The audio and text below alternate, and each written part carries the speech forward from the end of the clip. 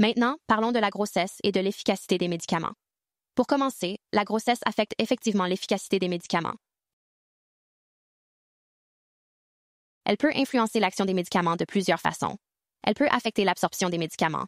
Ainsi, elle est associée à une vidange gastrique plus lente et à un transit intestinal et colique ralenti. Elle peut affecter la distribution des médicaments par une augmentation du volume plasmatique, des modifications de la liaison aux protéines et un rapport plus faible entre la masse musculaire et le tissu adipeux. Elle peut également affecter le métabolisme hépatique par une activité accrue des enzymes CYP. Et la grossesse peut affecter l'élimination des médicaments, notamment en entraînant une augmentation du flux sanguin rénal et du DFG, le débit de filtration glomérulaire. En raison de ces changements, il n'est pas rare d'avoir besoin de doses plus élevées de médicaments pour maintenir le même effet à mesure que la grossesse progresse. Généralement, lorsque les symptômes réapparaissent, c'est souvent au début du 3e trimestre. Cela ne signifie pas qu'il faut modifier la posologie de manière proactive ou même toujours vérifier les niveaux sanguins. Cela dépend du médicament.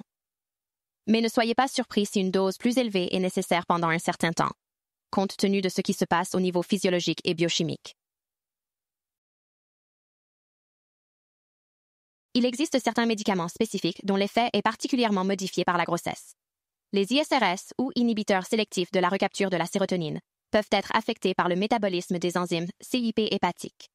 Les niveaux d'antidépresseurs peuvent diminuer, surtout en fin de grossesse. Si cela se produit, augmentez la dose si les symptômes réapparaissent cliniquement.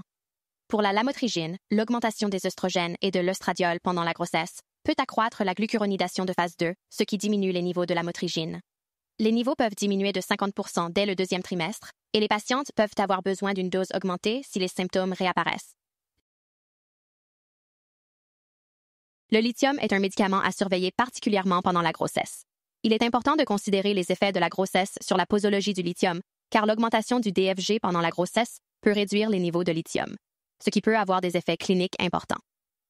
Pour le lithium en particulier, il peut être très bénéfique de surveiller fréquemment les niveaux, surtout pendant le 3e trimestre, pour rester dans la plage thérapeutique. Dans la pratique clinique courante, on suspend généralement la dose de lithium pendant le travail et l'accouchement, puis on vérifie à nouveau le niveau de lithium après l'accouchement, avant de reprendre le médicament.